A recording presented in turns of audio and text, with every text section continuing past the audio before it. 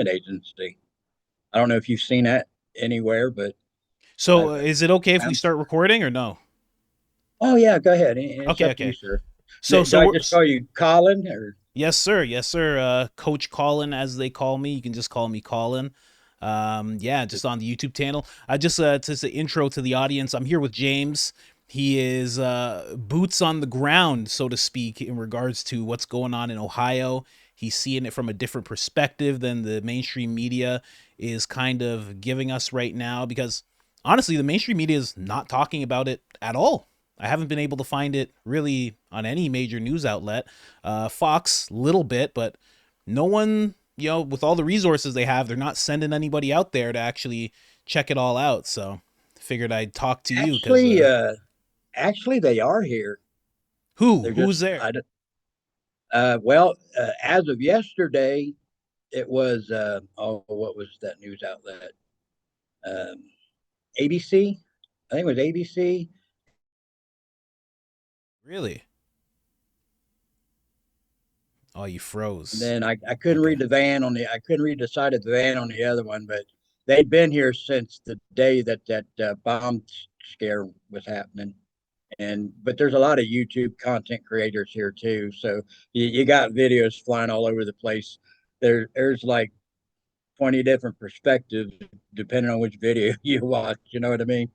So it's Yeah. crazy. Yeah, I bet. But with your first video, I was just going through it cuz yeah, what's really going on there? So now I know you made one video, you were talking about the ducks, you were talking about rude neighbors, you were talking about people transporting Haitian people, just all of this stuff. So let's start at the beginning. Like when did all this kick off for you where you really started to notice? Um, so honestly, when I seen it was in the news, I'm because I know we constantly get uh, immigrants in here. Well, I mean, we've been getting like Spanish speaking people in here since like 2014. So you're used to seeing different uh, ethnicities and so I didn't really pay that much attention to it. Now I Mm-hmm. did notice it was getting really crowded everywhere you go. It got really crowded. It was hard getting through the stores on some days, and like I mean, there's just different things that I look back on now and I could connect the dots, but I didn't think about it at the time. So I'm looking at it today from a different perspective than like the day I made that first video. So it's a little different, and I'm starting. I feel I'm feeling for them. They've been tossed into a bad situation themselves. So it seems like everybody here is having to pay the price of the government not doing it correctly. That's Um, yeah, I like that I like that I caught you at this point where you're seeing like you have one perspective, now it's starting to not shift, but you're just gaining more and more information as you see what these people are I guess going through or what they've been thrown into. Like you said, everybody's been thrown into it, quite frankly. But how did you first see it, and then we'll shift over to how you're starting to see it now. okay, so when I first was seeing the news about the dog and cat eating thing, I'm thinking the first thing I thought is, oh my gosh, now we're gonna that I've heard everybody has heard rumors. They know somebody who knows somebody, but that's a rumor. I don't know any of that. But when you hear it on national news, you start thinking, well, hell, that's kind of embarrassing if they can't prove that. So, and then they start talking about other things, and I'm like, well, shoot, that kind of about a year ago, I had like in the video there was a dozen of them living in a two-bedroom house across from me, and and it, if they were all adults, it wouldn't be that big a deal. And I didn't really think about it then because their children seemed like they were just fine. But there was kids there, and like I said, it was an easy dozen people there. And then that van would pull up, and I, like I said in the video, and that video was made, not rehearsed, just something that was I was thinking right at the top of my head after I just got done seeing it on the national news, Yep. and so it was not polished. It was not, I didn't mean to offend anybody if I did, because that's not was not my intent. I was just telling the story as I seen it and what actually happened. As far as my interaction with them that day. So, from that point on, they were just fine. I mean, I've talked to a few of them that could speak English. They're most of them are very nice people, but it seems like the ones that you don't understand, those are the ones that come off rude. And I'm thinking, you think back, well, they don't know what we're saying. We don't know what they're saying. Uh, it's like my girlfriend used to work for some Arabic people over in Columbus, and when you hear them talk, you think they're gonna fight. And then my girlfriend, I'll say like, "Are they arguing or something?" And she says, "No, wait a minute, wait a minute." I said, "What?" And then all of a sudden, they'll all bust out laughing. And she said, "He was telling a joke." I said, "Oh my God, it sounded like they were gonna fight." So different languages, and it's mixed. And because I barely speak English, so I didn't know that it was like Creole French mix. You know what I'm saying? So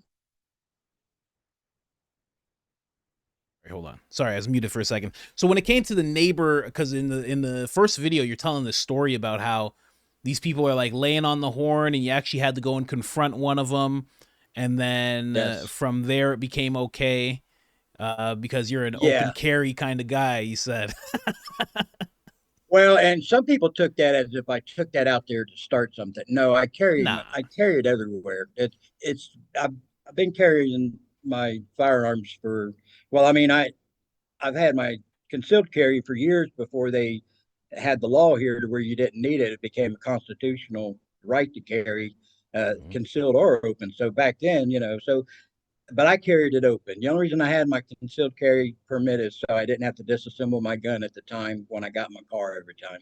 Yeah, So, but anyways, I had it on me. I didn't go out because when you're used to wearing it, you don't think about it. You know what I mean? It's like of course. it's just like part of your belt.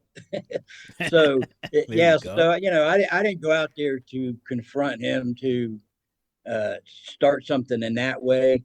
But Yeah, of course not. No, of course not. I don't think and most people are reading it that way. That's why your video did so well. It's because it wasn't polished and you were just being very honest about what you were seeing on the ground. And that's what most people want. Most people don't want the whole polished thing. I'm not reading from a teleprompter right now.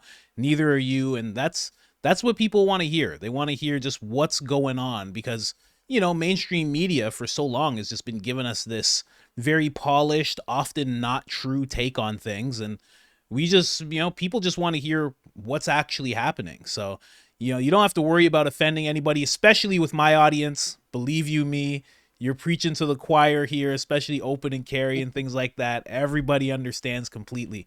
An armed populace is a polite populace. yes, yes, it is, and Yeah. that's as long as they're responsible. It is. We have a bunch of people who carry in this city, so and there is gun violence here, but believe it or not, it's usually by somebody who has a gun illegally. It's not by somebody who like me, where I've had my concealed carry for years. Yeah. So and before, I mean, but like I said, I always carried mine out in the open. Uh, but a lot of people you never know that had it on them anyway. Yeah. But anyways, that's another subject. That was just I don't even know why I even added that part in there, but I was just telling the story how it was actually playing out, and I was remembering in my memory, and I was saying it exactly how it was happening in that moment, and some people took it wrong, and I guess you can't everybody can't see it the same way, and it's kind of hard to please everybody, I guess. Listen, I can see from your channel, when I first got wind of you, you had like 9,000 subscribers. Now you're at 18,000. The video's at 1.6 million. At this point, you can't worry about how everybody's going to take it. You just got to kind of, whatever you're putting out there, just put it out there. There's always going to be people who are upset. There's always going to be people who are mad. It just, you got to just discard it. All people want is the truth. Some people can't handle it. It's fine. Don't even worry about it. Well, well, let me tell you how naive I was. My channel was, just a little silly channel. I'm not very computer savvy or anything like that. But I watch a lot of car content on YouTube. When I first became disabled, I was laid up in bed, and that be, that I got fascinated with YouTube, and so I said, well, I should start filming the stuff I do on the little things, silly things I do with my stuff. And at the time I made that video, sir, I had 200 subscribers, and I thought that only like my 200 subscribers would be even interested. Like they'd see the title and they'll go, "Oh, hey, that's James, with his car stuff, and he's not going to be talking about his car stuff today." I had no clue, and I kid you not. After the first 12 hours, I was overwhelmed. I was like, "Woof!" So caught me off guard. Yep. That's what happened to me too. That's exactly what happened to me. I had 168, and then I made a video, and it went to like a million, 1.1 or something like that. And yeah, it comes fast, but don't worry about it. You just keep doing what you're doing. But back to what we were talking about in regards to, I noticed in your first video you said there's people transporting these people around. Who? Yes, I'm sure maybe you don't know exactly, but who is I transporting do these now. people? Oh, do you? Okay. So Yeah, who is that? that's what I say. Uh, what I can tell you now is this is coming from a completely different perspective and a more educated perspective. So that van actually, and some of these vans were owned by some of the Haitian people, but they were contracted to this temp service. This temp service caters to all the Haitian people, and they took over, purchased, whatever you want to say, 63 homes here, and the Haitians are living in, and they're stacked in there, I guess. And like I said, there was at least 12 across the street from me, so I can tell you, for at least for my case, that is true. What other people are saying, I can believe it because I seen it across the street from me.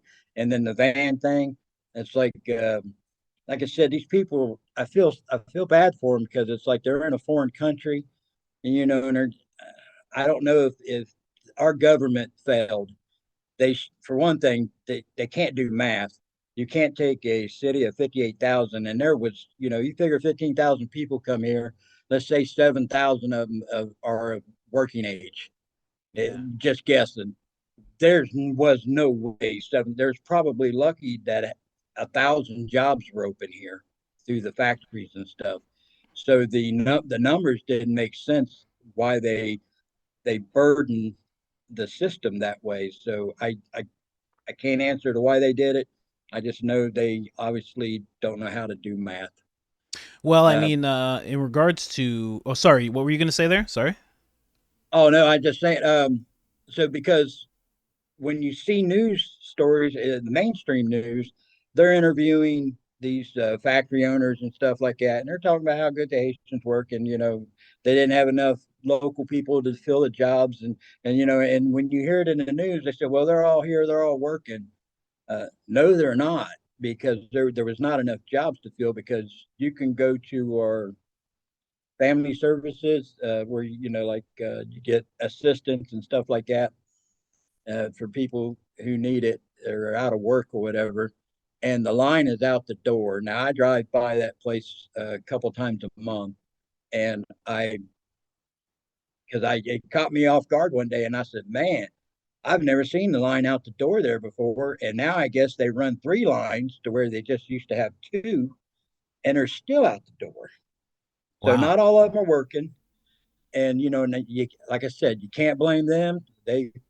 They were sent here under a pretense that there was going to be work for everybody, and I get that. And from what I've heard them say, that's exactly what they thought. They were told that this is the place to come and get a job, so that's why they decided. I guess some of them had a choice where they could go in the country, and then some of them migrated here from the other states. Yeah. Yeah. And that was in the beginning, and I found that out as these stories unfold. But the the thing about this is our local politicians and our governor, because this become an embarrassing national headline. Now all of a sudden it's an emergency. But you can Hmm. go back and watch the pre-recorded meetings, the town hall meetings, they're showing the the latest ones over the last 4 or 5 weeks. But these people have been going to these town hall meetings and telling these stories since like last October or November. Whoa, really? Yeah, yeah. So this is not a new problem.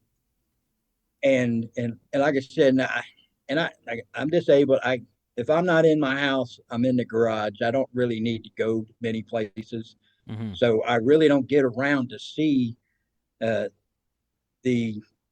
Now I have seen the car stuff. And let me tell you something.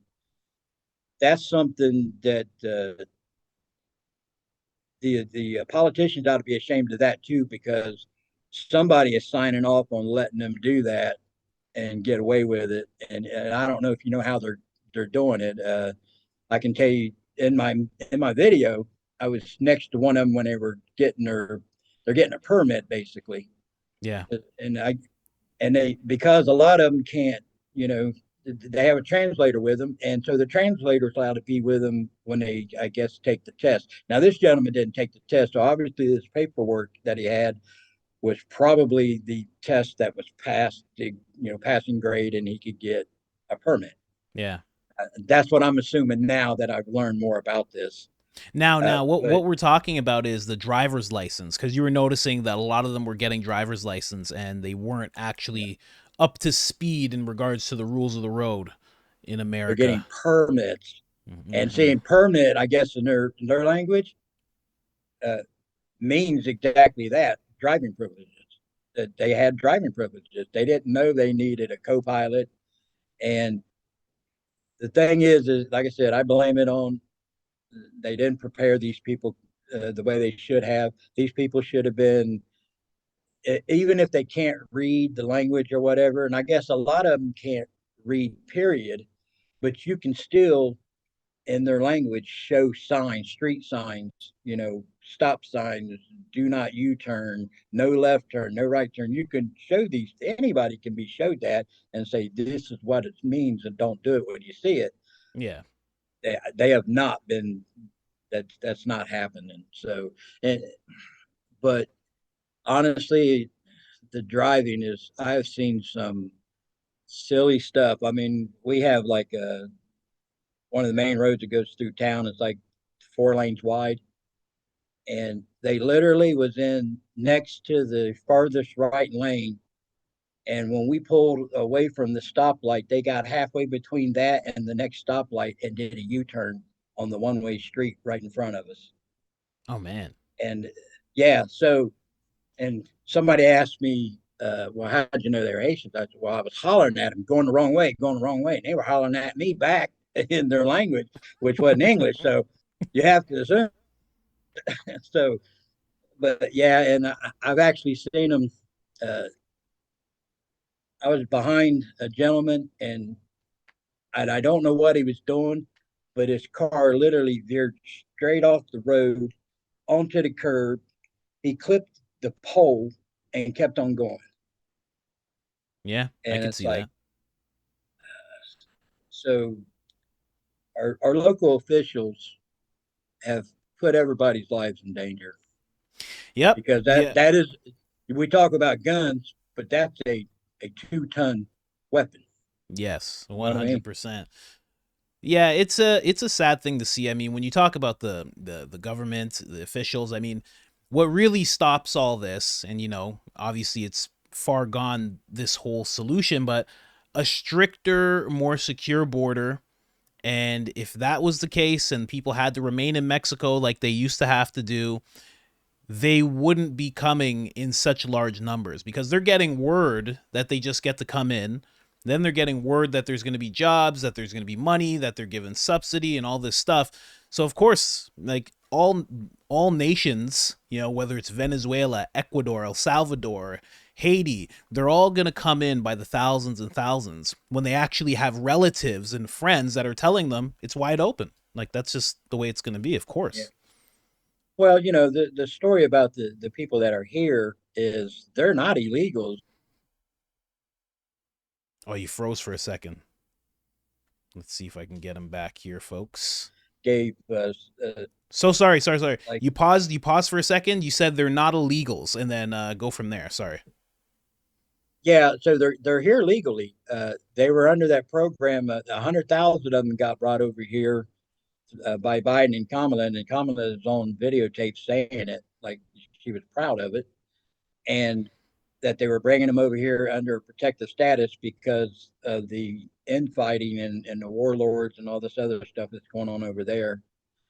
And so they got protective status, so they are here legally. They come in with paperwork and everything they have. That's why they can work here. They can get a driver's license here. So it's not anybody calls them illegal. I don't want to say that because that's not what it is. I mean, we can blame our government for them being here in this amount of number, but they are here legally.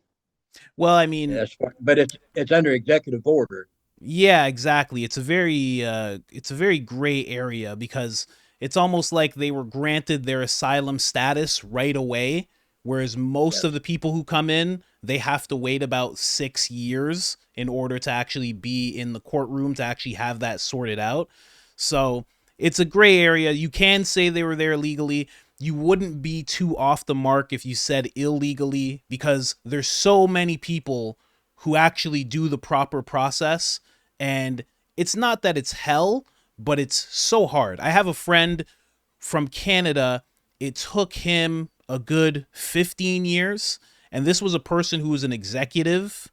He was a vice president, and it still took this long. There was nothing granted to him. He was a part of a huge company, still is, and there was nothing granted. There was nothing pushed through right away, and it still took him over a decade in order to get his proper status. So he's voting for the first Yeah, time this election. that's cool. Yeah. Yeah, and you hear those stories a lot, and you have to feel for them, and I'm sure they have a certain amount of frustration because it's like I went through all this, jumping through all these hoops that the government puts in place, and they just be able to just walk in. I mean, as far as the southern border, they can just walk across, or and even swim across the river. They're here, Yep. and more likely, unless I'm a Republican. I'm not no far right wing person, but I am a Republican, and I Mhm. and I am voting for Donald Trump. Yes, sir. Uh, but I'm not a fanatic. But I do realize that his 4 years for all the stuff that they put him through was actually quite good. And what would have happened if they would not have stifled him like that? How much could he have accomplished at the time that he was in office? Oh So yeah. I hope he gets back in office, but I don't know. The shenanigans are on. That's what I was gonna say. That's what I was gonna say. There's tricks up the sleeves. Right now Arizona is like refusing to remove all their illegal or ineligible voters. They're trying not to remove them for some odd reason. Who knows why that is? More of those shenanigans and you're talking about. So and I can email you a thing that our local um, I can't remember if it's like the Republican Party campaign office or whatever. But they actually got a hold of some of the paperwork that's in their packet, and okay. there is a like a voter registration in their Yes. language, which is Yes. against the law, I guess, because it can only be two languages, English or Spanish. Hmm. So for them to be able to have this paperwork in their language, they can fill it out. And if that hadn't got caught, I don't know how big of a story it's going to become. But basically, if they fill that out and they get their license, they're going to be able to vote. Yes. So Yes. The way that works, funny enough, I was on Instagram and randomly Instagram pushed this message to me about registering to vote in Arizona. And I'm not in Arizona. I'm in Texas, but I clicked through it's because I wanted to. Texas. Yeah, yeah. But I wanted to see what was going on here. So I clicked through, and it turns out all you needed was your name, and then when it came to social insurance number, right, your social, they said if you didn't have one, just put in zeros. Then they said a little lower, it was like just put in your driver's license or permit number. So it kind of goes along with what you were saying. The fact that they have those permits will actually make it so they can actually register to vote. So yeah, there's that. It's Yeah, if it's that sad. happens here, that's I don't know. That's going to be a nasty worms there. I mean, Yeah, I don't. I'm not quite sure because it'll be after the fact when it's actually found out for sure the quantity of it. So it's hard to fix something when it's after the fact. So we'll yeah, see what happens November 5th. I mean, it's I'm a little worried, but that's just me. yeah. A lot of people are worried. I'm very worried. A lot of people are worried because I'm kind of researching all the time. I'm always researching politics and what's going on in the world. My channel's based on exposing the left wing narrative that keeps on going on, poking holes in it, things of that nature, bringing a lot of truth to people. But when I look deep into Kamala Harris and her father and her upbringing and her rise in politics, it's all very, very worrisome. When you really break down who she is, this is not just another candidate that, it's fine if there's another 4 years. She will take the country in a very, very, very dark direction. Maybe she won't just take it all the way there, but she is definitely a dark step in the wrong direction, my opinion, from what I've researched so far. Yeah, I mean, like the debate the other night, the funniest thing was Trump saying he'd get her a MAGA hat because she's adopting all of his policies, which that's all a smokescreen. There's no Yeah, way after all these years they've been barking about the opposite, and then all of a sudden trying to win votes, they change their policies for what 6 7 months, and then they'll go right back to doing the same old thing. So a or hundred worse. percent.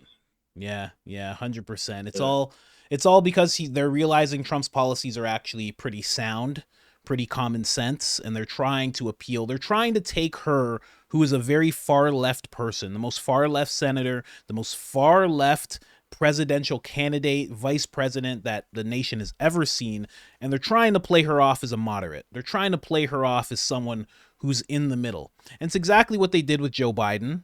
And when Joe Biden did his 4 years, as you can see, a lot of very far left things took place. So it's going to be the same thing with her if she gets in. I'm thinking that she's not going to get in.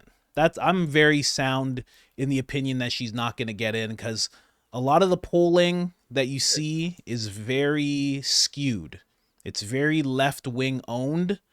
A lot of the people who yeah, own and run the polling companies, they actually also will be on panels at CNN and MSNBC, so you can see where their loyalty actually lies. So when you're right. starting to see these polls, you know that they're not really on the up and up.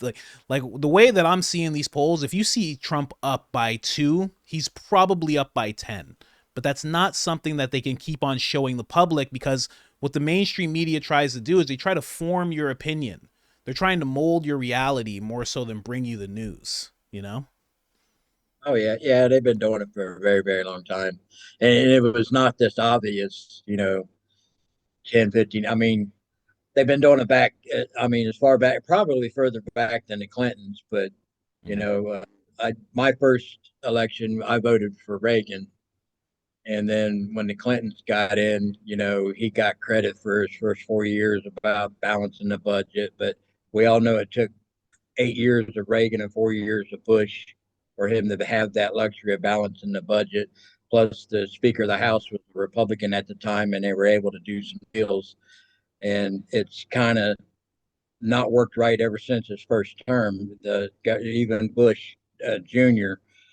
I was kind of disappointed in his presidency too. So mm, yeah. it's not been good for a very long time as far as the way the government runs. Yeah, you're starting to see I'm younger obviously, so as I start looking into it more and more, you start to see that it's been awry for a long time. The What's been going on has been in the where we see things going right now has been in the works for many years. Many, many years, I would say. Yeah. Oh yeah, ever since the ever since the Clintons were in college, because they talk about the books and the people that they admired back when they were in college, and that's the same kind of playbook that they started working into the system. And I hate to say it, we all fell asleep. Because it starts from the classroom up. So Yeah. this stuff started. You never thought that you'd have to. You drop your kid off at school that you thought they were learning reading, writing, and arithmetic. They were not learning about gender studies or Hmm. how to hate your country because it's got a checkered past. And then it's funny because they talk about, well, Republicans don't want to have talk about the history of slavery in schools. That's not true. I was taught that in school. That's Yeah, where do they definitely. come up with that kind of thing? I don't get how they can say that, and anybody who's lived through those times, no, that ain't true. I learned all that. Of I mean, course. shoot, when I was in junior high, that's when Roots came out. That was, I mean, we all was glued to the television, because there was only three major networks at the time, and I mean, it was just like it was very educational, and that's when I think because they talk about, well, when did the country start getting less racist? I believe it started with really started at the core of my generation back when we were younger. My mother was a good woman. She taught to everybody's got to be treated the same because you've got to think about how would you feel if you was in their shoes. So you do never disparage somebody else, no matter what. That So makes a lot of sense. That's probably why you're having this shift of opinion as you're starting to see the Haitians and everything that they're going through based on what your mom taught you to think about people. yeah, Oh, I pause for a second. with this video going viral, it went viral, and uh, I'm just a simple guy. I never thought nothing like this. You get called a lot of names in those messages or comments or whatever, and 99% probably, I wouldn't, yeah, maybe not 99, but 98% all positive. But Hmm. it's those 2% that dig at you Yeah. because you're not that. You know what I mean? Yeah. So I figured, did I come off that way? I didn't mean to. So as I started learning this stuff, I plan on making a third video, and I plan on I've been wanting to structure it a lot better than the first one, and explain what I had found out since my first video, and I wanted to put the problems of what the Haitians are going through here, as well as anybody else that's already living here. And so I wanted to give them their uh, time in the spotlight of what they have to face, what just being here in a foreign country with the way they're being handled here. I just wanted to do something better. You know what I mean? So Well, hopefully, when I make the video, it'll be good. you know, it's very noble to want to do that, but from what I know, because I've been creating content for like, I don't know, 10 years, I've worked in film and television and stuff. Whatever you do in regards to a video, don't do it because of the 2% of the negativity that you were able to take in, that you by mistake took in. Don't end up making any video out of fear of what the negative people will say, because they're always going to be there. And honestly, when it comes to YouTube, there's an audience. There's always an audience. And those people who are saying the negative things, they're not your audience.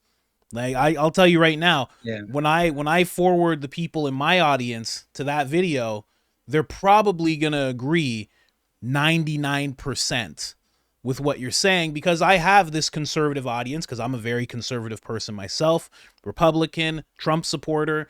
You gotta stay in the lane where you're celebrated and not where you're tolerated. Because a lot of those But people, you don't want to feel like you have to kind of cater to those people, because everything you said, a lot of people are saying, because I'm starting to look at a lot of different accounts from people in Ohio. There's actually one black woman who was actually crying pretty much saying your same sentiments. And she was saying, this is true. She's like, I'm very scared to leave my house. You know, she's encountered the rude ones just like you have.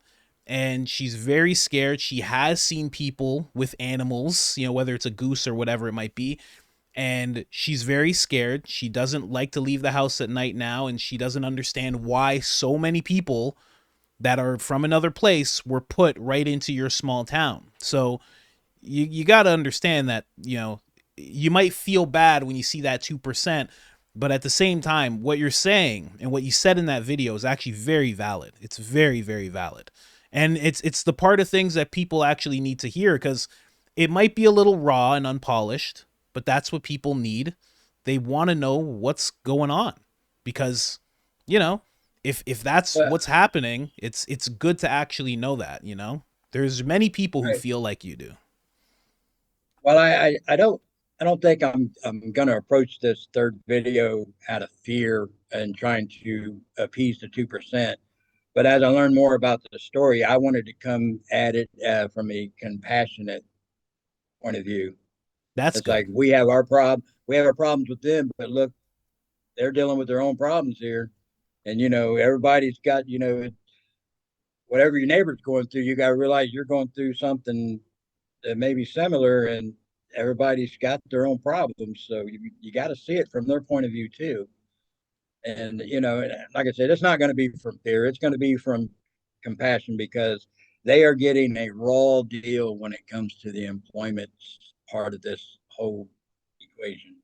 Well, I mean, And you know what's really happening when it comes to that employment stuff is the fact that, you know, and I've been looking into this for a long time, you know, but they weren't brought here. They might have had in mind employment, but they're not being allowed in such mass numbers because of employment. And sadly, it's not even for their safety. You know, like right now, like you said, a lot of them are going to be able to register to vote. And that's not something that's only where you are. That's happening in Texas. It's happening in Arizona. It's happening in New York. It's happening in California. It's happening in the swing Chicago, states. Yeah, yeah, Chicago. Chicago Yeah, too. I covered a lot of Chicago, and people in Chicago, they were talking exactly like you were talking, the exact same way. They said these people have driver's license. Some of them even have firearms.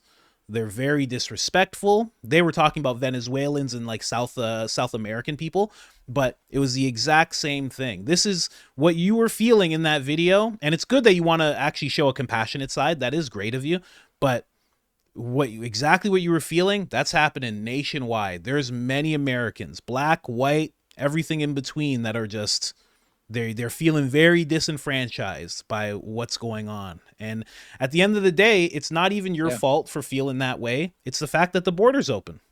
If you leave the border open, if you bring people in these mass numbers, it's not going to do well for them, and it's not going to do well for every American. It's just not. yeah, and it's some of these people coming in and do the YouTube content creators or whatever. I there's actually a gentleman that was being interviewed, and he was doing this like racist tangent I thing. I saw him. And you know, here's the thing with that gentleman has a true mental disability. Ah, really? That's yes, yes, Okay. that's that. But you're not going to know that if Mm-hmm. you just watch this gentleman. He did it for clickbait. You know what I mean? He wanted views. And I guarantee you that same guy probably interviewed a bunch of other people and didn't get the type of interview that he wanted, and just picked out like four of the most sensationalist, off the wall, make them look like dumb racist rednecks kind of thing. Yeah. And that's that's far from the truth as far as the masses, the population here. That's this is a laid back town. Most of these people, they just get up and go do their thing. You get up and go do yours. They don't care. Mm-hmm. It's not a this when I seen that, and I didn't know the gentleman. One of my relatives knew him. And says, "Hey, he's mentally disabled. He gets a check for that." I said, Yeah. "Oh, you kidding me?" Somebody ought to be more responsible. And whoever a relative, if he had relatives there at the house, they should have told him to come in and be quiet. You don't need to be saying that stuff. That's Yeah. disrespectful. And they just let him. And that guy that was interviewing him was just smiling away. It's like, you piece of Yeah. shit. No, I definitely hear you. I know exactly who that was too. I believe you're talking about Tyler. It's a gentleman with a baseball cap. He's a white guy. He goes from Yeah, place to place doing these type of videos. And I know exactly what you're talking about because pretty much out of all of the videos I've seen, that was the only racist person that it was, was. very vocal. It hasn't been that in mass. And yeah, obviously you find somebody like that, all of a sudden you're like, well, this is the guy that I'm gonna use in my video because this guy, he went over the top, kind of thing. So I get it, but And it you can is sad obviously tell. if he had a disability. That's sad, very sad. Yeah, and you can tell by a lot of the interviews. They're interviewing people. This town is low income. This is not a rich county. So you're going to get the scrudgy looking ones or whatever you want to say it. All tattooed up and t-shirt hanging down to their knees, and you know what I mean. So they could have picked, and I'm sure they did interview different people, and they just didn't put it in their video, and that's fine. I mean, that's his business, but it just it's embarrassing for the town because that's making national news. I'm sure that thing's been viewed as many times as mine has, Oh and it's yeah, just Tyler's videos get about, I don't know, I would say probably a video like that probably got like 5 million, 5 million yeah. So views. and it's just like, and that's a perception that it will stick in somebody's mind when they think about, well, Springfield. Oh yeah, you remember that guy that went off on that racist tangent? That whole town's like that. No, Yeah, no, yeah. Well, you know it's just what? At the crazy. at the same time, I mean, it does suck that that happened, but you are definitely a better example, 100%. And I can't name the person because I don't remember. But thank you to the audience member because somebody actually from my audience messaged me about you, and they actually said your name and your YouTube channel and everything, and they were saying you gotta interview this guy, talk to this guy, so you can learn about the situation. So I'm very glad I did. So, you're a much better example than that person, and I'm not so much I'm not a gotcha interview type of guy either. So I'm not looking to get the most crazy story out of whoever I talk to. Well, to be honest, I've turned down people. I mean, I've been getting inundated with emails to be interviewed, and I actually good. A lot of them are already on YouTube, and they've already got previous videos. I've Mhm. You're the second person I've talked to out of probably 8 or 10 people that has emailed me for an interview. Oh wow. Well, So thank you. yeah, because I want to have a good dialogue. I don't want to gotcha. It's just, you know what I mean. I don't want somebody to ask me stupid questions. Ask me meaningful questions that maybe something I could shed a little light and bring something to the table as far as the conversation. And hopefully I do that when I talk to people, like, because I don't know how many will watch this video, but I'm not somebody that's in the spotlight. So this is completely out of my comfort zone, and it's overwhelming. And I thought long and hard before, because my family members said, you're going to have to talk to somebody because they're going to keep going. As long as this story is out there in the mainstream news, they're going to keep asking. So, and I didn't even know how to look at how many videos or how many times my video has been viewed because I didn't know. I don't know how to look that stuff up. My daughter had to tell me. Yeah, So I was yeah, like, when there's she told me, I was like, "Are you serious?" So, yeah, you got to go to your analytics on YouTube and actually check it out sometimes. I think it's at 1.6 now. 1.5 or 1 no 1.6 I'm pretty sure it's at. It'll probably be at like yeah, 1.7, 1.8 by 24 that's hours, I just would you. think. That's that's just the YouTube. Yes, sir. Yeah. Yeah, because there's Facebook, X now. Somebody put it on X, and what's the other TikTok? Yeah. was it TikTok? No, it was Instagram. I think it was Instagram. It was one of those. But yeah, so uh, I think it's somewhere right around a little over 3 million right now. Yeah, there you go. It's been viewed. So Well, the reason that it popped off the way it did is because people want to know the truth about what's going on. And also, I mean, President Trump brought it up. I mean, he was talking about your town when he brought it up in the debate there. I mean, that's a pretty big, well, that's gonna, that, it was already making news, yeah. and then it went crazy when he mentioned it. And Hmm. honestly, I love the guy, but sometimes I wish he just refrain from saying stuff, or at least say it in a different, not mention that part of the story, but mention about the quantity of people here and how that maybe the driving part of it. But he had to Yeah. bring up the most sensationalized part of the story, and and I don't know if that's true or not. I'm going to take it from the point of view I've heard enough people talk about it here that my brother knows somebody from firsthand about it, but I just like that's hearsay to me, Bob. That's my brother. Well, I said I'm not gonna take hearsay and then say I know it to be true. That's not gonna happen. of So unless course. they can bring up proof, then they just need to let the story die. Now the ducks and the geese thing, there's a 911 call on that, Oh yeah. and it was yeah. You didn't know that? No, no, no. 911 call on the Oh yeah. geese. Yeah, I've got a copy of the transcript, and you can go on our. There's a Facebook thing for our local law enforcement. You can get the recording, and Oh yeah.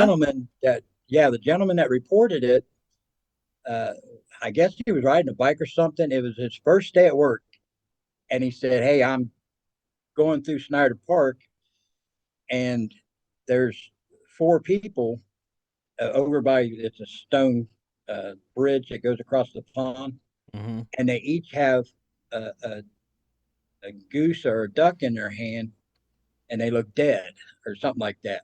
Yeah. And and he said, and I believe they're Haitian, and I guess the 911, if I remember correctly, it said, "Well, how do you know that?" He said, "Well, I can hear them talk."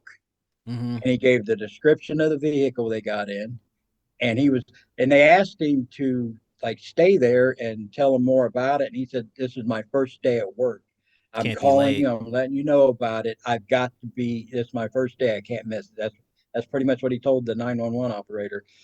So, and he gave him a description of the vehicle, a partial plate. He said we got a partial plate before it went off or whatever, before they took off, but nothing was ever done after that. Mm. So these local politicians that said that they never heard that and there's no credible evidence. I didn't, I'm not taking that as gospel, but I'm taking that enough. I went down to the park because I was born here, so and our park uh, takes care of these things. Don't migrate across country or nothing; they stay here, most of them. And we're talking. I hadn't been in the park for months, but I took my kids when they were little to that park to feed. These things are domesticated wild animals. They'll walk right up. They ain't afraid of humans. Yeah. Every time they see a human, they think they're going to get fed. They Hmm. think they're going to get a piece of bread or something. So because people say, well, how in the world are they going to grab them? Well, they probably walked right up to them and they snagged them by the neck and snapped it. Yep. So I mean, that's not far out of the reach of possibilities there.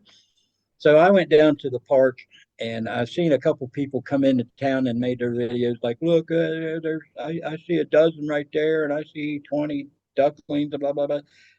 Yeah, but there used to be over 100 down there. Mm. So, and some of them fly off, and there's other ponds around because they've got them. I don't know if they're trained or not, but they do stick to our local ponds in the parks. That Yeah. they've been doing it for decades. So it's Yeah. not something new. These birds have been here for a while. So I seen the lack of, and I wasn't making any assumptions. I'm just saying, why didn't, if this is true and you can see that the numbers are not here, why didn't the local officials at least look into it? Put one of those hunting cams up Yeah.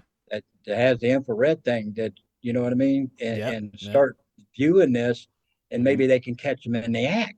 Because what did everybody say on all this stuff? If you ain't got video of it, it didn't happen. Yeah. You're Yeah. all Yeah. lying. If you ain't got video, you're lying. I was like, so how do you prove that? So Well, that one was my thing, one closest thing to bringing proof. yeah, well, one thing that you said in your video is like, how could all these people be lying? Like, why would all these people be lying from all these different walks of life in regards to the pets and the animals and the goose and the geese or whatever, you know? Yeah, Or and they sorry, the talk. ducks You know, and the ducks and the geese. if the animal comes up missing, and our humane society, or actually it was a one of those clinics that takes in animals to take care of them and then get them readopted out. I can't remember what they call that, but I seen where one of them were interviewed, and they were talking about the rash amount of called in missing because they called down there looking for their pets. The Yeah. Humane Society and its other uh, shelter. So, and they have remember, over the last couple of years, there's been a rash of call-ins, people looking for their pets. Well, Wow. how do you videotape that? You know, there's not going to be any evidence when it's done. Yeah. So Yeah. there's no way to prove that. You can just say my pet come up missing, and then, oh yeah, my neighbor said that her daughter's cat, they caught him in the act, Yeah. and then, well, if you caught him in the act, and I get it, I wouldn't think the first thing to do is pull out my phone and press record, but somebody should have. And so shame on them for not getting that proof Yeah. because Yeah.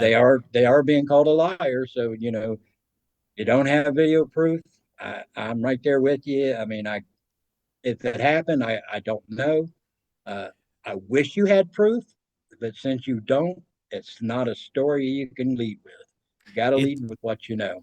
it becomes very hard because there's only I've only seen about 3 pictures, and it's been guys with geese in their hands.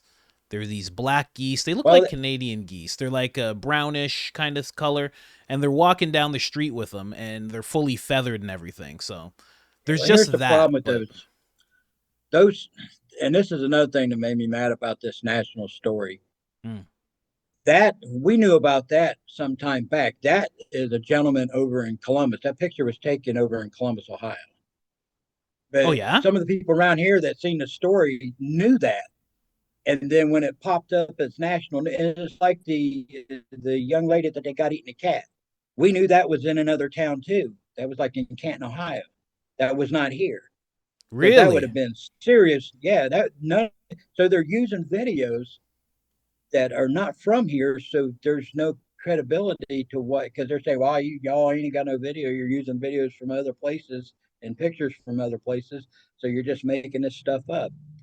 I feel for the people that if they lost their pets and now they're being called liars and they're distraught over this whole deal because they're getting the ones that are getting hounded about it are the ones that are adamant about they know they've seen it, but no proof. You don't got no video. You don't got a So picture. so you're saying one of the pictures, because the picture that there's a few out there, but one is of this black guy. He's walking down the street. He's holding this thing, and you're saying that was out of town for you Yeah, guys. that's That not here. That wasn't here. and when it was from a while back. I wish I could show the actual picture that I'm thinking of, but I'm pretty sure I know which one you're talking about. There's a prominent one, and then there's two that you really have to dig for, but it's Well, the one very that they show prominent. the most Yeah. is the wings are spread out and then the neck's limp down like this, and he's carrying it like this down the sidewalk. Yeah, yeah, That's the yeah, one that they keep exactly. showing. Yes. That was and even our governor DeWine says, yeah, that we know about that. We've been trying to locate this gentleman by the picture. That is Columbus, Ohio, is where that happened at.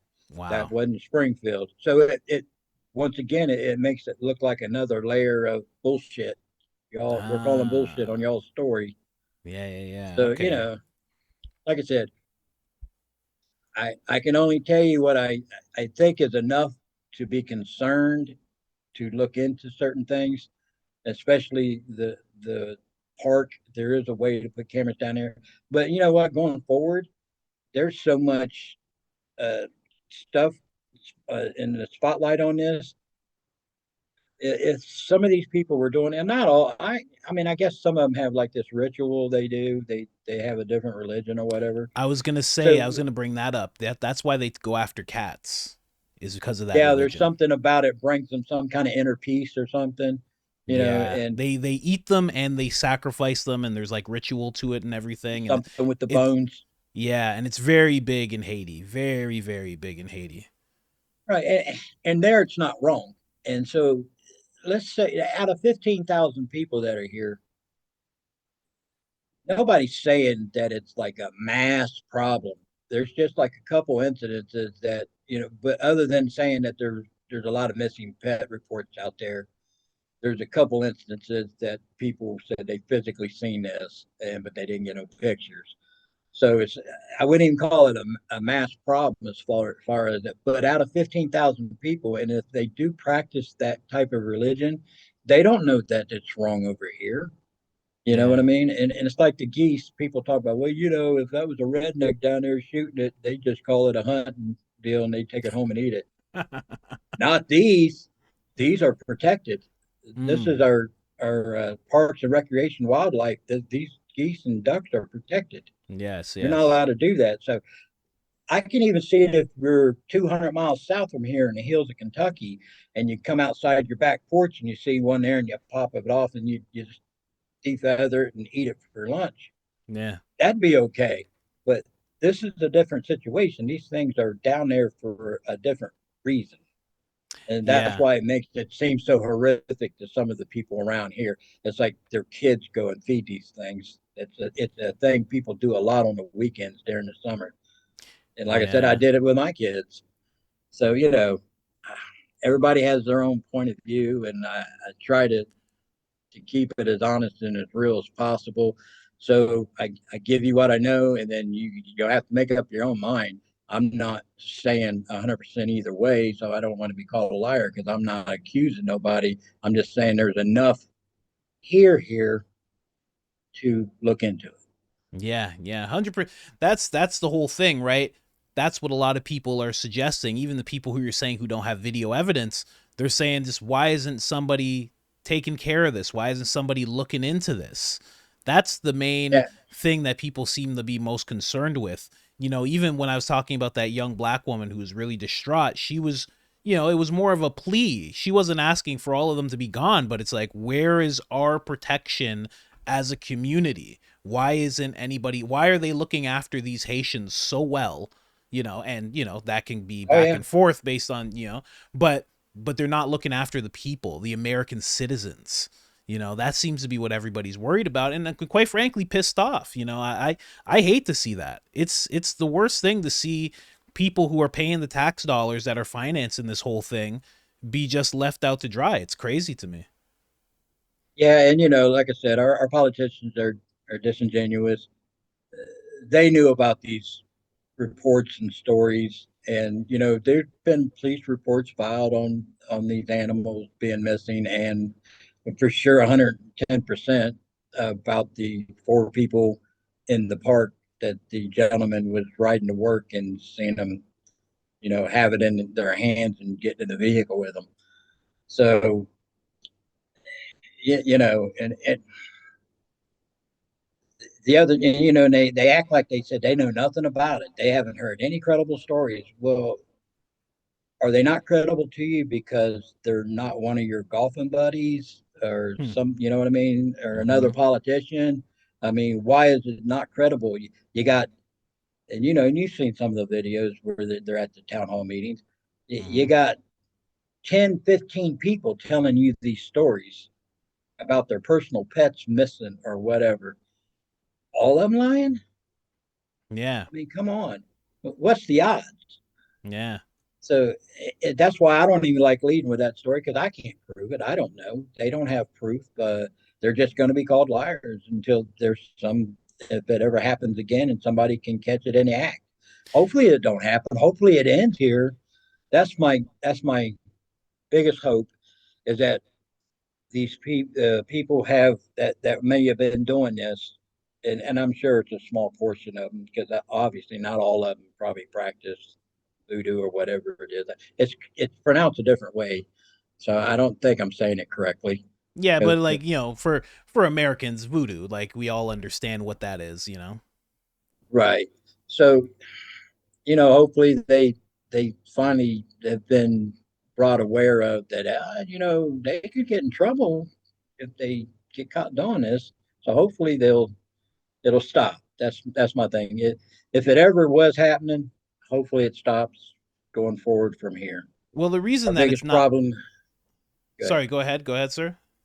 I said, the biggest problem in my eyes is the 2-ton weapons that they're behind the wheel of. Yeah. And then the line about, well, all these people were brought here because there's they all the jobs were here. We brought them all here to fulfill jobs. When no, you could have brought 1,500, 2,000 here, and it would have filled the jobs you're talking about, and Yeah. we could have absorbed that with no problem. You know what I mean? So they they just dropped the ball on this one, and they could have done it on purpose, and they probably did it on purpose, but I don't know. I wasn't in the room when they made that decision to bring him here in that Well, I'm amount of. well, the reason that this is like the reason I say it's done on purpose, I mean, even right to what you're saying about, why aren't they considering all these people as credible stories? Well, they're not considered credible because it makes their decision to let all these people into that town look very bad. It doesn't fit the narrative. The narrative needs to be, which you were talking about at the beginning of this, that they're there and they're working and they're nice and we've done a good job. We've done a good thing by these people, and so has the Biden Harris administration. That's what it has to look like. Because if it looks like anything else, it's election season, they've done a bad job, and also they have left 58,000, I believe you said the town number. They've left Yeah, 58,000 people potentially, you know, in danger or at least very distraught with what's going on. And once you put that label on an administration, well, it becomes Trump country. That's it. That's it. Trump wins. yeah, and if this wasn't a majority Trump voting town before, it probably is now. Right? Eh, Right? but and and it's also funny because when I see the story, they say, well, mostly white town before they arrived. You know what? We were probably mostly white by it was probably like 53% to 47% Mm-hmm. between Hispanics and African Americans. Yeah. We are a diverse town. This is not some predominantly 75, 80%. It's white. It's like, no. I mean, I went to school here. I know. There So you go. it just that kind of stuff when they just chew up facts to make it fit whatever they want it to fit. Again, it goes back to And the whole narrative. That goes back to the narrative. They make it seem like it's a mostly white town, and when the people complain, it's mostly white people complaining about these black immigrants. That's what they're trying to position it like. That way, you yeah, guys look but like the bad guys instead of the actual administration. yeah, but then you have the young lady on TikTok, the one you were just talking about. Mm-hmm. She's not white. No. I mean, you're gonna call her racist? I mean, come on. And another thing, the city council, the mayor, and all them changed their policy of how they interact with the people who come and voice their concerns at the podium now as of this week they have put together, I guess, this little response uh, group or committee to, after the meeting, after you say your 3 minutes of whatever your concern is, they give you a promise to either address your concern that night, or they'll give it to you in writing in an email within the next few days and tell them what they're going to try to do for you. Mm-hmm. You know, why didn't they do that before? Because basically they looked at everybody like they were intruding on their time. They're sitting there talking to each other at a meeting. They Yeah. didn't want to hear from the citizens. Now all of a Yeah. sudden it's a concern. That's what gets me. It's an emergency. We're bringing in troops. We're bringing in $2.5 million. It's like, mm-mm-mm. Yeah. And Yeah. like I said, they're not all working, so that makes it rough. The housing thing is rough. I see. I'm kind of filtered from a lot of stuff. I own my house. I'm not a renter. I own my house, and so I don't think about stuff like that of what people are having to go through to rent Hmm. houses and stuff. But then, and once again, head in the sand. Um, my granddaughter was they were renting a place and they had to get out because they were going to remodel the place or something, and which it ended up when they was going to be back in, they said, well, the rent's going to be $200 higher a month. Hmm. So they couldn't afford it. So they couldn't find any place else in town. All of a sudden, this like I said, this is a low income town. All of a sudden, you think you're renting an apartment in New York the way the rent is around here right now.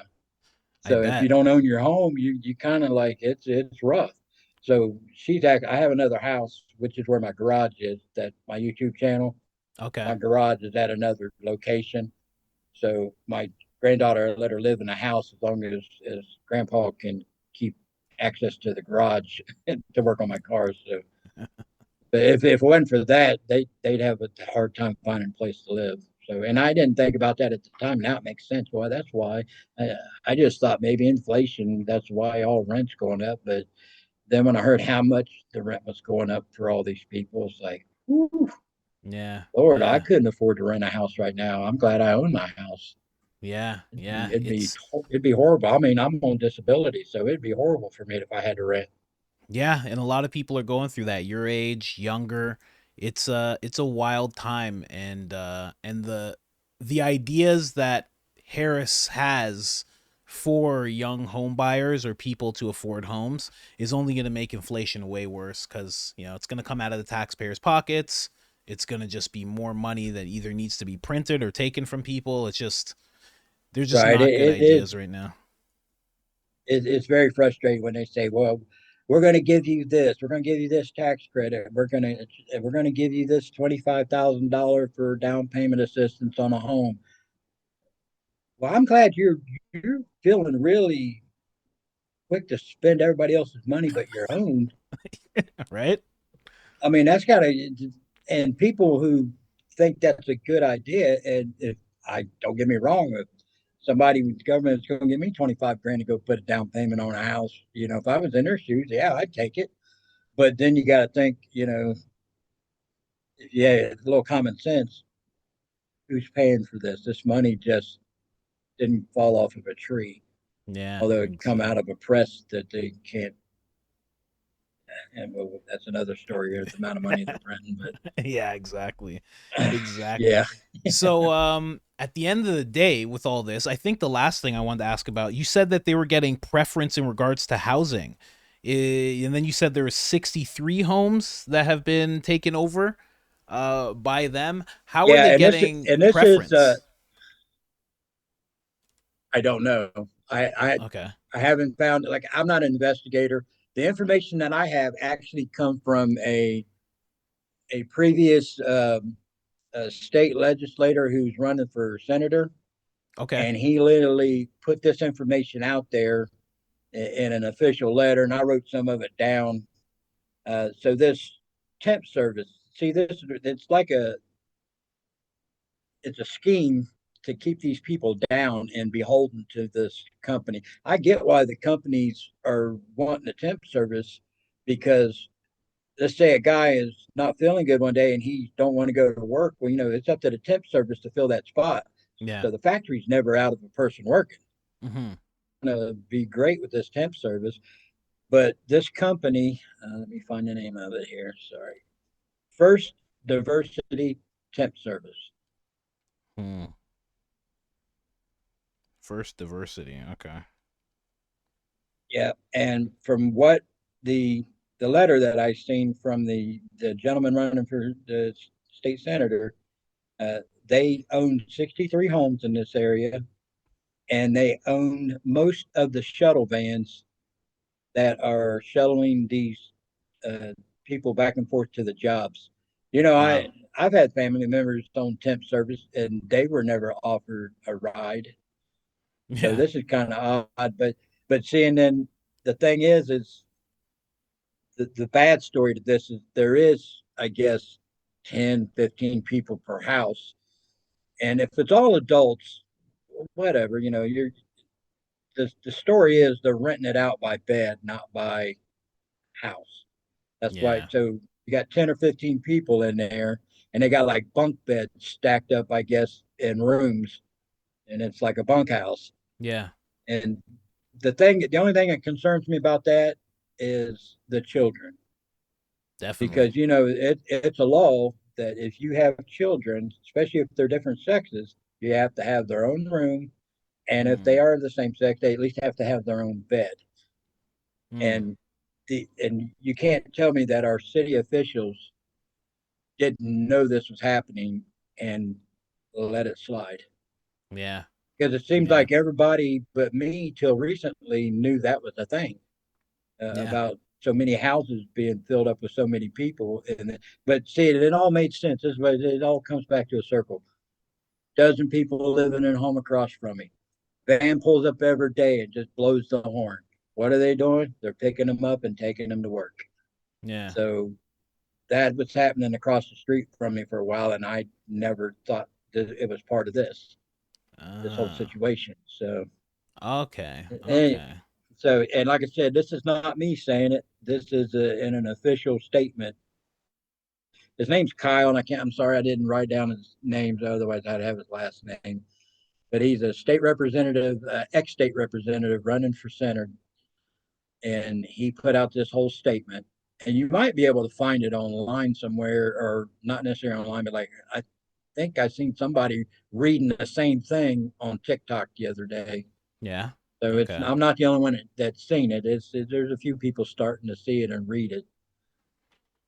But so, and then what happens is every person that gets a ride, this temp service takes $25 out of their pay, each person, Yep. for the shuttle service, and they're supposedly charging either $200 a room or $200 a bed per person per month, or per Huh. week. I'm sorry, per week.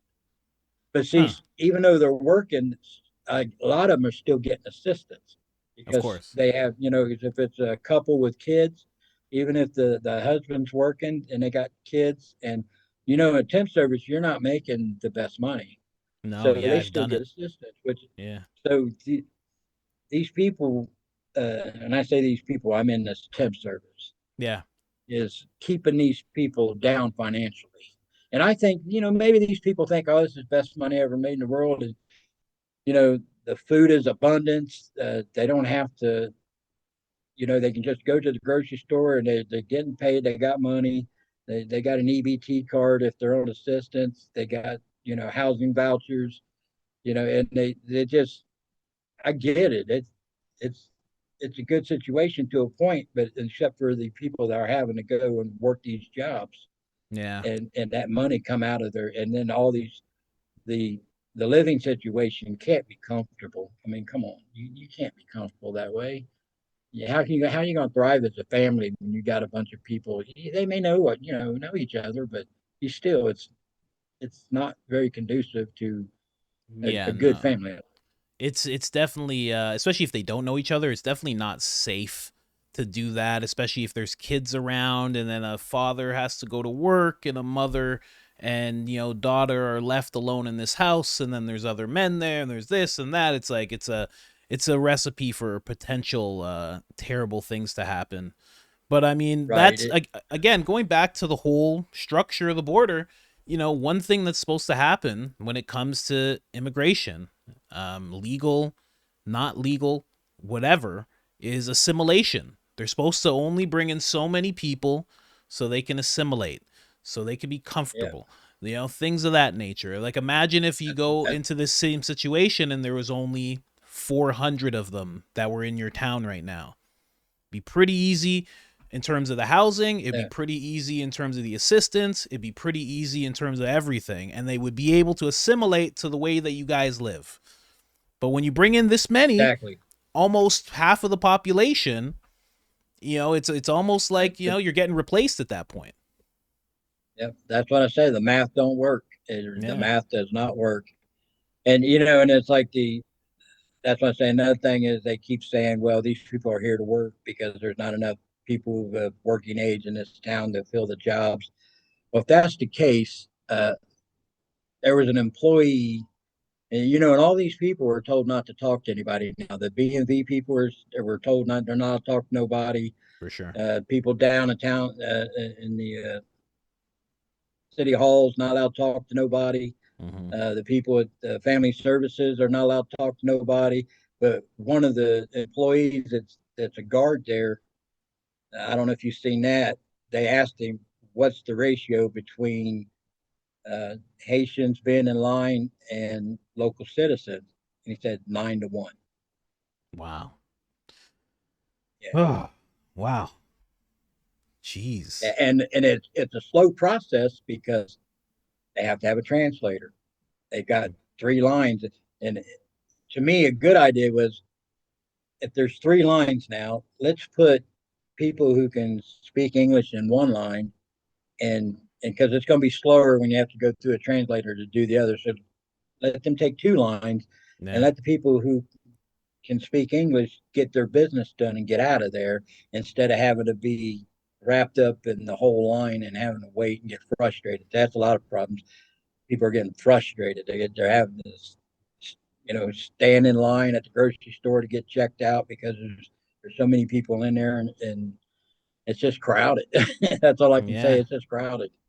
Yeah. So, aside from all this craziness, your empty pockets garage, what do you actually do? You just tinker around, you make a video about building engines, like what do you actually do on that channel?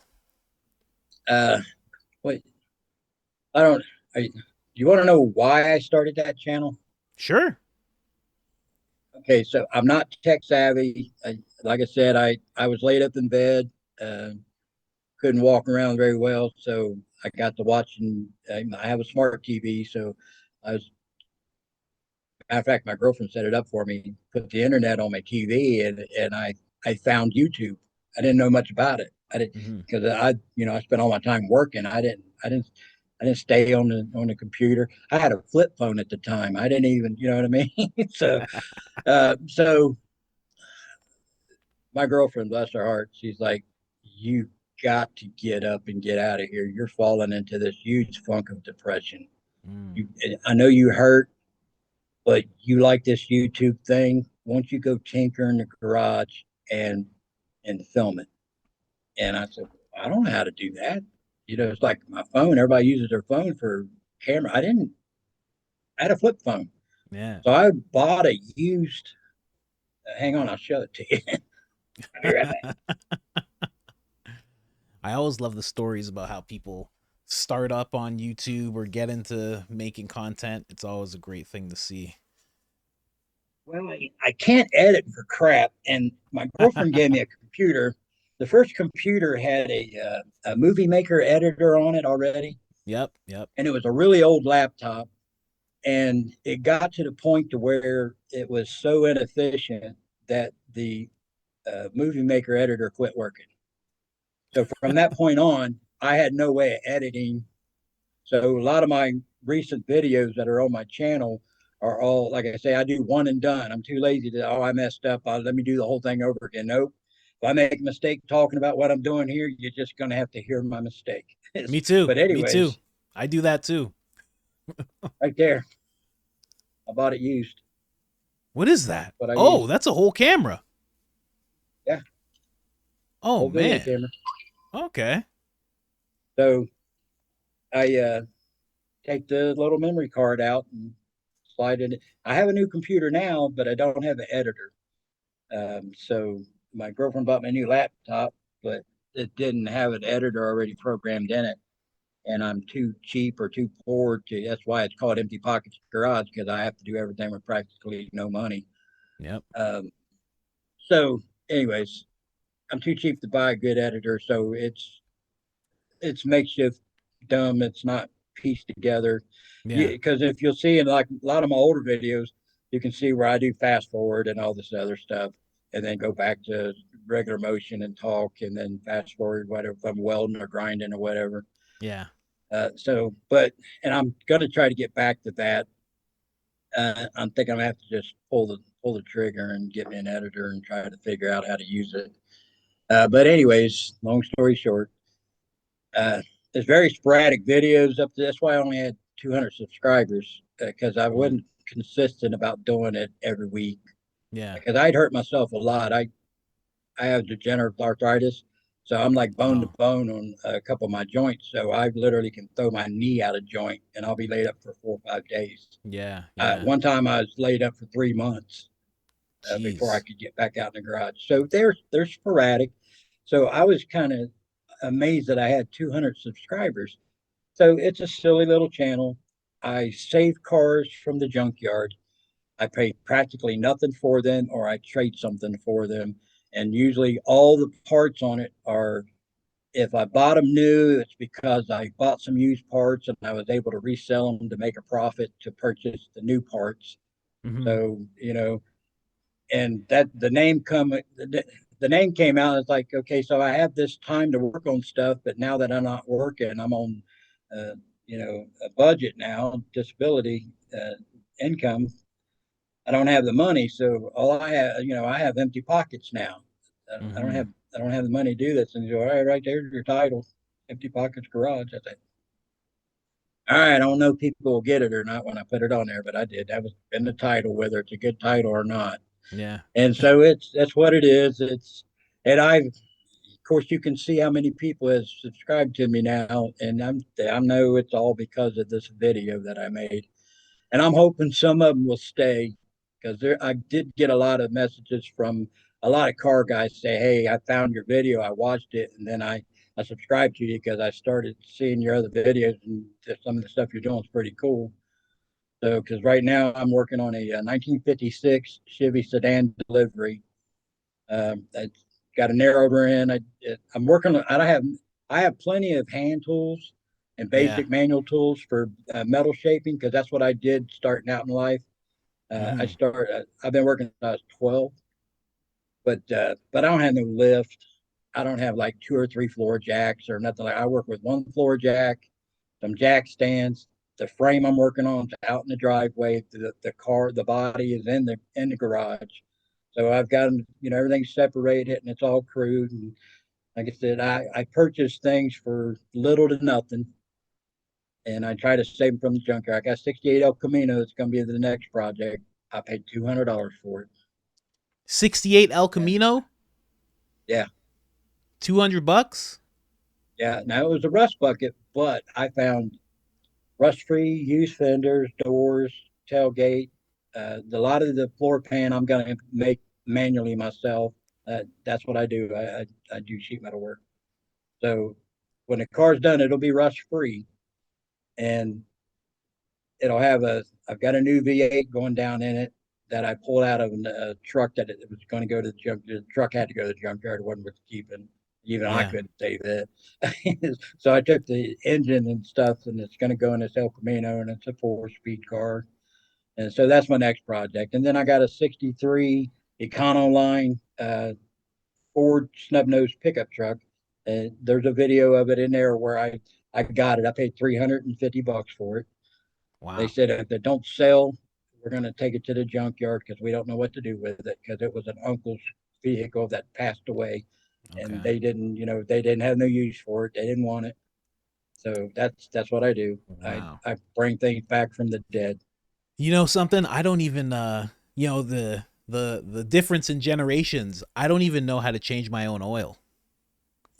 Oh, really? Watch my channel.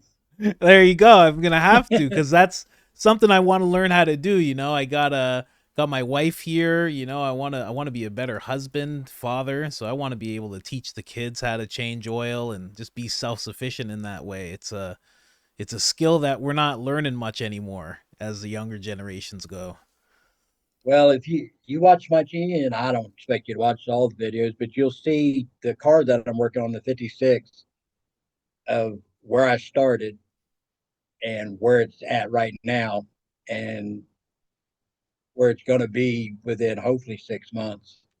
Because I know you're probably not a car guy, so you don't know what it's a 373 positive rear end. I got 42-inch ladder bars for it. It's a 396 big block. I was going to put a 4-speed in it, but I can't do it because my leg won't hold the clutch pedal no more. So in Okay. the El Camino, I'm giving to my grandson. That's why I'm going to leave it a 4 speed. So, but I'm putting a 700R tranny in this, and I'm building it up to be what they call a 70 Street Freak gasser look. I got the fender well headers that come up and out. And, Really? yeah. That's amazing. So you know what? I actually do have a question about a car because I'm somebody. If you watch my channel, people will say a little conspiratorial at times. I'm not into the whole electric car thing.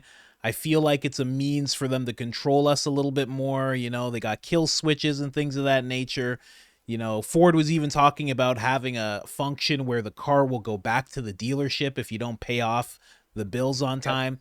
So I don't like the computer stuff. What would be a good car with no computer? So I know it would have to be older, but what would be a reliable car that I could get into? Somebody said a Land Cruiser would be good. Yeah, if you got that kind of, yeah, Land Cruiser. Anything that is pre 97 or 98, I think, maybe even 99. Um, they're pretty much, even the ones that still have the ECM boxes, they're all manual boxes. They're not hooked to no internet or anything like that. It's all raw. Yeah. It's only there to ignite the engine and work the gauges. Yeah. So it's still basic, uh, regular stuff. Uh, I'm a I'm pre 1980. Everything back. I've got a 28 Ford, so I go all the way back as far back as you can go. I can work on all of it. Really? So yeah, that's another reason we started the channel. I started the channel because, like my girlfriend said, you have a skill that if somebody younger wanted to learn, they'd have a hard time learning, and because most people don't know how to do that anymore. Yeah. If they ran across something like a 1963 Econoline pickup truck, they may be able to pull up a video of mine Yep. and see what they're looking at. Well, this is what it's supposed to be. This is how I'm supposed to do this. This is what it's supposed to do, and blah blah blah. And then because that's how when it comes to the newer stuff, because I got like a newer Challenger, Yeah. I have to get on YouTube to learn how to work on that newer thing because For sure. it's out of my wheelhouse. I got a theory. If it ain't on YouTube, it don't exist anymore because you can find almost everything on YouTube. I am a YouTube fan, except for when it comes to the political stuff, because there's too many guidelines.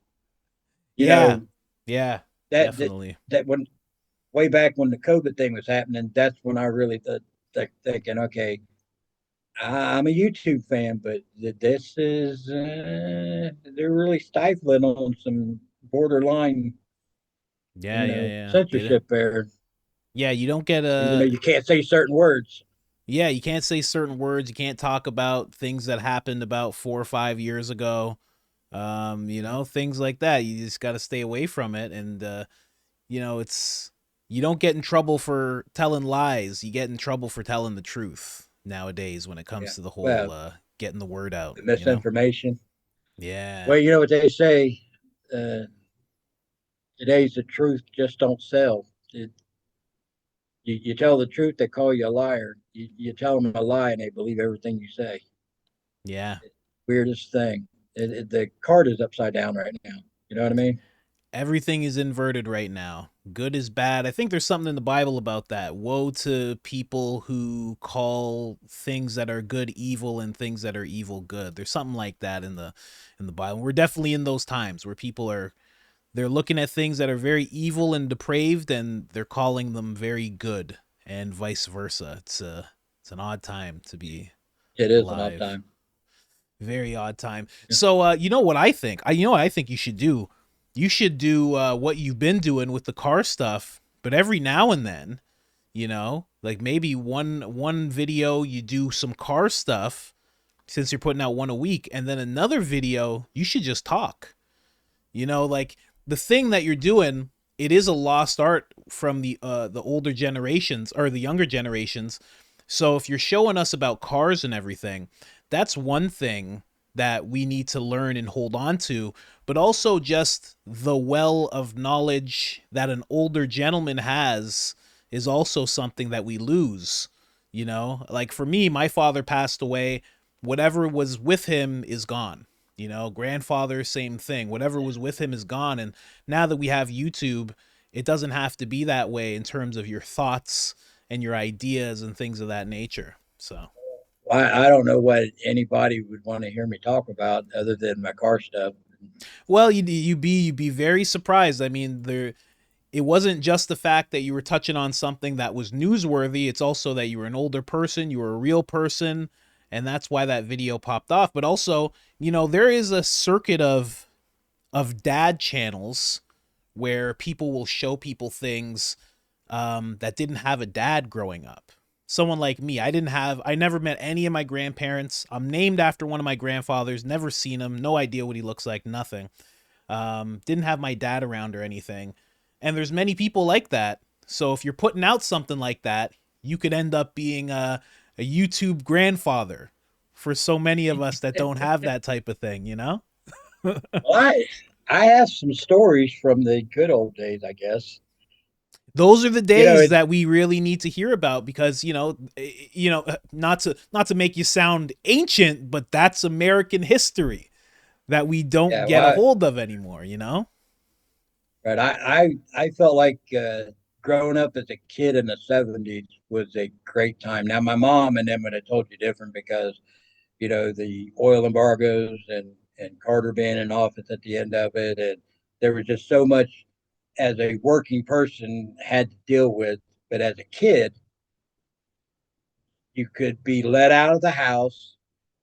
They didn't have to keep you within arm's reach. You get on your bicycle and you could ride 2 miles down the road to the park with your friends, and your parents would never even worry about you. You know what I Yeah. mean? And then when we got in old enough to drive cars, and can't get in trouble now, but I got my first car when I was 14.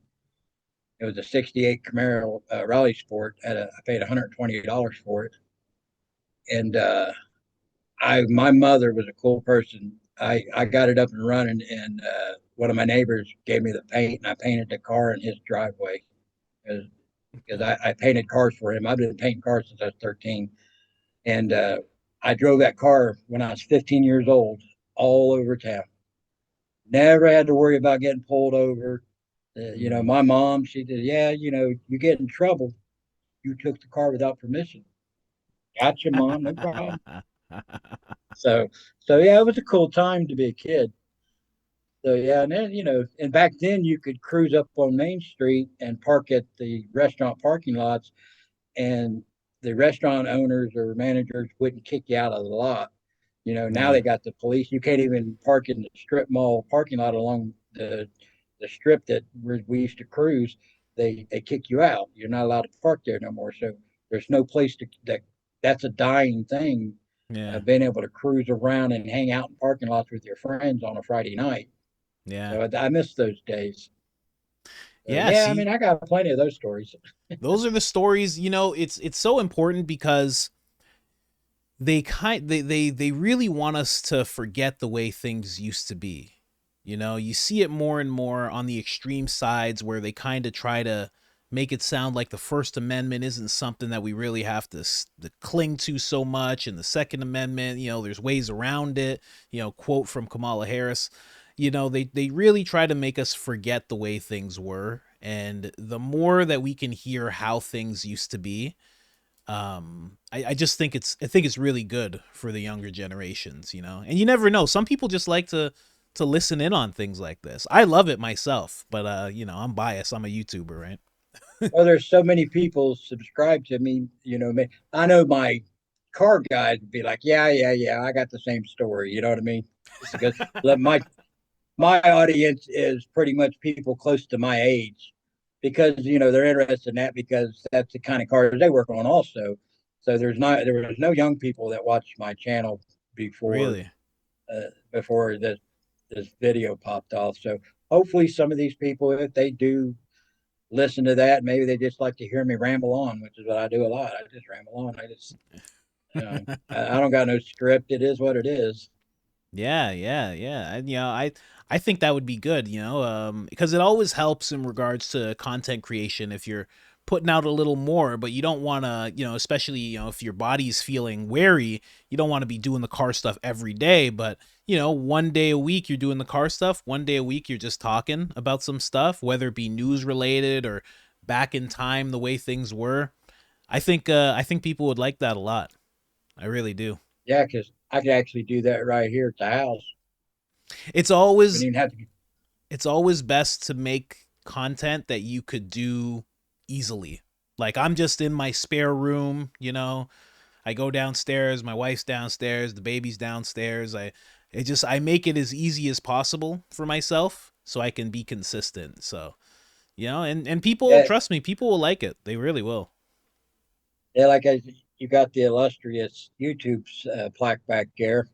Yeah. That's you got to be proud of that. But Yeah. that's one of the things. Like I said, I'm naive. You think as old as I am, I'd think about little things before, but people are saying, "Oh, you made that video just to make money. So you did this for that and the other." It's like make money. My channel's not. I don't even have enough subscribers for my channel to be monetized. I didn't even know what they were talking about. How am I going to make money off of one video? That seems silly. And I don't even know if it's still. I don't know if I'm monetized or not. I have no clue. I don't know how to look that up. No? Oh no. Yeah, you got to No. get monetized. You're definitely monetized now. If you have 1.6 million views, you have enough watch hours and you need 5,000 watch hours, you need 1,000 subscribers and that's pretty much it. And you've hit all that. So you actually have to go your granddaughter would have to do this. There's an app that you do it on called YouTube Studio. You log into it, and there's a tab that you press on called Earn, and then you apply to be monetized. Oh, I wish I knew that before. I would have messaged you right away and just told you to do that. Cause yeah, yeah, there's money to be made when you have a video that gets that many views. I can tell you that. You can buy a couple of those a couple of those Camaros. You can buy a few. You can buy a Off of few. that, Oh, yeah, you could buy if you're buying things for $300, you buy a dozen. You might buy a couple of dozen. they, that's that don't even make sense to me to make that kind of money just by doing this. Yeah, yeah, Uh, it doesn't make sense, but that's what happens. I mean, this is my only source of income. This is what I do. I also have a clothing store. I'm into real estate as well, but that's something that's in its infancy really. I'm still learning, but this is my main source of income. Before I was doing this, I was doing Uber Eats. That's all I was yeah, doing. I was a food carrier basically. I was actually purchasing homes. I had 5 homes when I was working. I was a manager for FedEx in their maintenance department. I ran a shop of 25 mechanics, and when I started having problems, to where first you notice, oh shoot, that hurts to walk on that foot. What's going on? I used to have to get injections in the bottom of my feet every month. It was horrible. They couldn't figure out what was wrong with me. I started losing. I just started losing all strength. I guess is the best way to put it.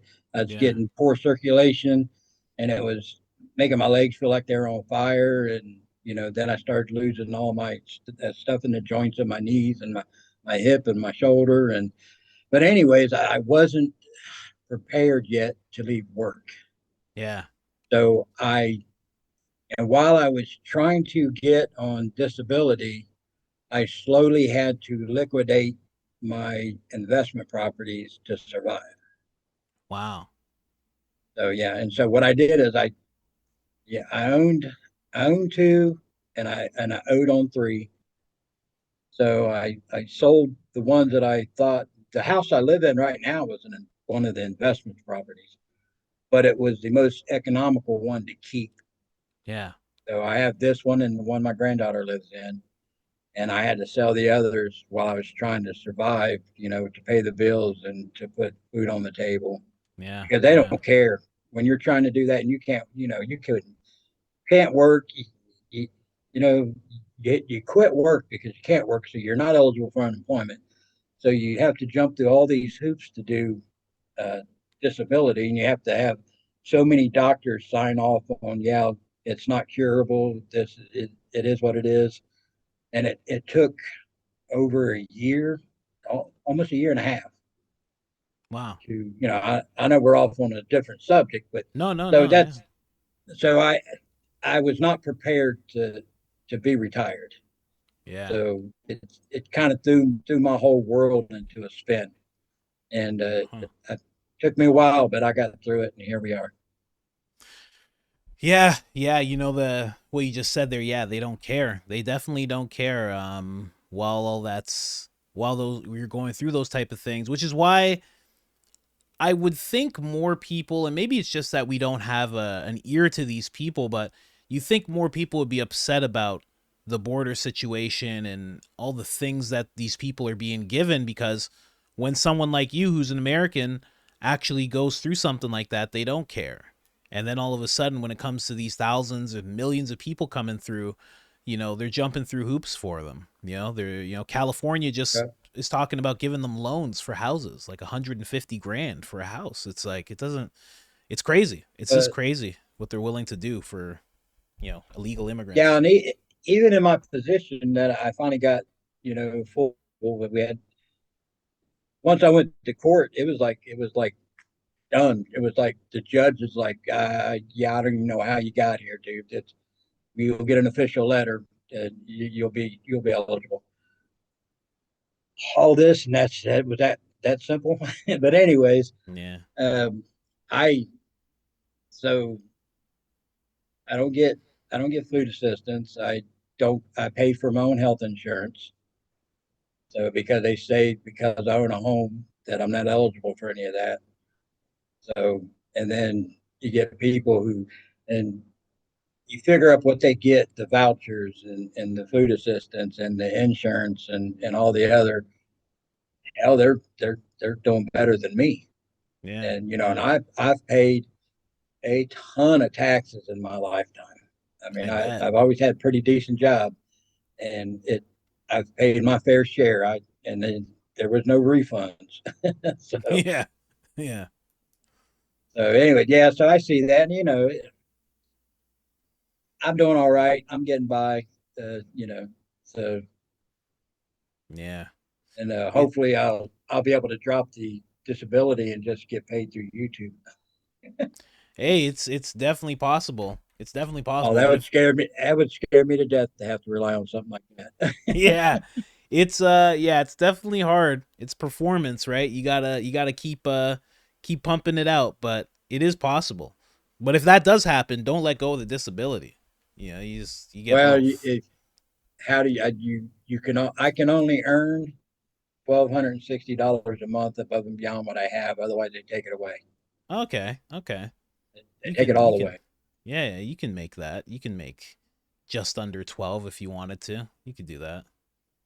Yeah, see, that's the sweet spot for that, and Mhm. because I'd have to make a really good large amount of money for me to risk because insurance is the most important thing for me because Of I go course. to the doctor every month. Yeah. I have 9 different prescriptions. I take 21 pills a day. I mean, I just could not go without my insurance. And like I said, Yeah. it's not given to me. I paid for it. Yeah. So I couldn't Yeah, do without it. it's wild that that they put it's just real interesting because it's funny because you're a part of the generation that doesn't complain all that much, but then also it's very telling that they're willing to allow people in your position, and I know you're getting by, but to have to exist in this way. But then also, I don't know if there's a story of somebody who was gaming the system. He was crossing the border and he was doing it multiple times to the point where he got like $12,000 because he was seeing how many times he could do it and how much money they would give him and everything. And he ended up making like $12,000 just crossing and going back and crossing and going back and crossing and going back. And he was trying to dispel the room. He was trying to let people know that the rumors are true. They actually are giving them money. They're giving them a lot of things. And yeah, he made quite a bit of money from just going back and forth. Spanish guy. Yeah. it doesn't make sense to me why they're letting, hardworking Americans, older people, and the vets as well, kind of go through what they're going through and not take care of them on the same level. It's True. sad. It's sad. I Yeah. agree. Yeah. Anyway, I hope you don't have any pets that are like walking around outside by themselves right now. You'd have to go Uh, and wrangle them in. my my dog can take care of herself. You got a dog? Yeah, Oh yeah. man, you She's a better. black lab, and she's very unruly, and she likes to kill possums and groundhogs, and she can shred them faster than anything I've ever seen. So I All don't think right. anybody will mess with her. I hope not. I hope not. Everything that's going on out there, but Yeah, yeah. Thank you. she's laying on the bed over here, looking at me all weird because she knows I'm talking about her. That's amazing. But yeah, thank you so much for talking to me and giving me this in-depth perspective of everything going on, because yeah, it's interesting that your perspective has shifted and you're trying to look at things a little more compassionately. Again, I'm not looking for the most sensationalized story when I reached out to you. I mean, the person who told me about you didn't really say that you were saying anything too sensational anyway. They just thought you'd be a good person to kind of talk to because you're actually there, and you're willing to speak truthfully. So thank you so much for doing that. And again, after this interview, people are not going to see your town and the people in it as racist as that one person was. Trust me. We'll see to it. Yeah, that's it. We just got to move forward. It's how'd we get here? It doesn't matter right now. What do we do from here? Yeah, So yeah. just got to we just got to figure it out. Vote Trump. I think that's what people should be doing. That's what they should be doing. Myself, that's what I think. I actually went to the Republican Party office here in town today, and I said, "Hey, look, I can't walk from door to door to beat on doors to get people to vote. But if you want me to do something like phones or something," I said, "this would be the first time in my life I've ever volunteered to do anything political, but I feel like I need to." Yeah. So I just did that today. I got the paperwork over here. They gave me the pamphlets to look at. So Good, that was good. just this morning. Good. Thank you so much for doing that, cuz yeah, it's necessary. Everybody needs to be on high alert, I think. This election. They got to be on high alert, and they got to really come out and really show show show who should be in office. I think Trump's right. If the vote is so overwhelming one way, even if they cheat, it may not be enough for them. Exactly. So Exactly. hopefully, if that's the case, then we'll come out on top. Because I mean, I hate to say it, we all know we all had a better life, even though it was craziness with the accusations of Russia, Russia, Russia, and all that. But for when you walked in your front door for your job, you felt like you had something left over for at the end of the day. Yeah. And you could take a vacation and you could go out to eat. But hell, we can't even afford. I can't afford to go out to eat. I used to like once a month we'd go out to eat. Yeah. Last couple of months, I can't even afford to do that. Yeah. It's just Yeah. getting harder and harder, and it, Yeah. it can't. If it gets too much harder, I mean, this is where people's anger comes up in there. You know what I mean? And I can stifle mine pretty good. I'm kind of a laid back kind of guy, but I know some other people that are just so short tempered that you know something's got to change or else it's going to be nasty. Yeah. Yeah. I agree. 100% I agree. That's exactly what needs to happen. So it's called Empty Pockets Garage, comma James. I'm pretty sure that's what you positioned it as on Instagram. Yeah, because believe it or not, there's more than one empty pockets garage out there, and people will say, "Well, I can't find your channel." I said, "Well," so I went in there and I added the common James in there, and that's the way to find my channel. Yeah, I Mhm. saw that. I saw that actually. Luckily, the person gave me your full your name and everything, and then also the YouTube channel. But in this interview, it's all going to be in the description. There's always a little description box after, like below a video, so I'm going to make sure to put all your stuff in there, and just make sure that people can actually find you, so they can learn how to fix up their car or learn about what's going on with the ducks out in Springfield. Here, I'm going to All sign right. off of this video, but stay here just so we can say bye formally. But guys, this is James, Empty Pockets Garage. Go and subscribe to his stuff, hear about what's going on in his life, hear about what's going on in Springfield. Other than that, we're